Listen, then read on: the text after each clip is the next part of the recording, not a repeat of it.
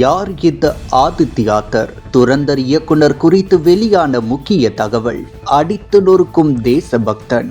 இந்திய திரையுலகையை திரும்பி பார்க்க வைத்திருக்கும் துரந்தர் 2 திரைப்படத்தின் பின்னணியில் இருக்கும் அந்த ஆளுமை இயக்குனர் ஆதித்யாத்தர். காஷ்மீரி பண்டிட் குடும்பத்தை சேர்ந்த இவர் தன் சிறு வயதிலேயே அங்கு நிலவிய பதற்றமான சூழ்நிலைகளையும் தீவிரவாதத்தின் கோர முகங்களையும் நேரில் கண்டவர். தாய்நாட்டின் மீது கொண்ட பற்றினால் இராணுவத்தில் சேர வேண்டும் என்ற தீராத கனவோடு இருந்தவர். சில தவிர்க்க முடியாத காரணங்களால் அந்த வாய்ப்பை இழந்தார். ஆனால் அந்த இராணுவ வீரர்களுக்கு திரையின் வழியாக கௌரவம் சேர்க்க வேண்டும் என்ற நோக்கில் களம் இறங்கியவர் இன்று இந்திய சினிமாவின் மிக முக்கியமான இயக்குனர்களில் ஒருவர் உயர்ந்து நிற்கிறார். இவர் இயக்கிய முதல் திரைப்படமான URI த சர்ஜிக்கல் ஸ்ட்ரைக் வெறும் 44 கோடி ரூபாய் பட்ஜெட்டில் எடுக்கப்பட்டு சுமார் 340 கோடி ரூபாய்க்கும் மேல் வசூலித்து ஒரு மாபெரும் சாதனையை படைத்தது.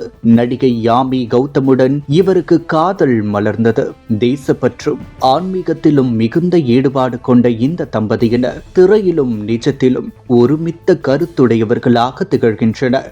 யாமி கௌதம் நடித்த ஆர்டிகிள் 370 திரைப்படமும் இவர்களது தேசப்பற்றுக்கு சான்றாக அமைந்தது. தொடர்ந்து ஆதித்யாத்தர் இயக்கத்தில் வெளியான துரந்தர் 1 மற்றும் துரந்தர் 2 ஆகிய 2 பாகங்களும் சுமார் 450 கோடி ரூபாய் பட்ஜெட்டில் பிரம்மாண்டமாக உருவாகின. இதில் முதல் பாகமே 1400 கோடி ரூபாய் வசூல் செய்து உலகையே வியக்க வைத்த நிலையில் 2ஆம் பாகம் நிச்சயம் 2000 கோடி ரூபாய் என்ற மைல்கல்லை எட்டும் என்று எதிர்பார்க்கப்படுகிறது. ராஜமௌலி அல்லது இயக்குனர் சங்கர் போன்ற ஜாம்பவான்களே ஆதித்யாத்தரின் மேக்கிங் மற்றும் கதை சொல்லும் விதத்தை பாராட்டியிருப்பது இந்த படத்தின் வெற்றிக்கான மிகப்பெரிய அங்கீகாரமாக கருதப்படுகிறது. ஒரு இராணுவ வீரரான வேண்டும் என்று ஆசைப்பட்ட இளைஞன் இன்று தன் படைப்புகளின் மூலம் ஒட்டுமொத்த தேசத்தையும் பெருமைப்பட வைத்திருப்பது ஆதித்யாத்தரின் ஆகச்சிறந்த வெற்றியாகும். இந்த நிலையில் அடுத்ததாக துரந்தர் 3 வெளியாகும் என தகவல்கள் பரவிய நிலையில்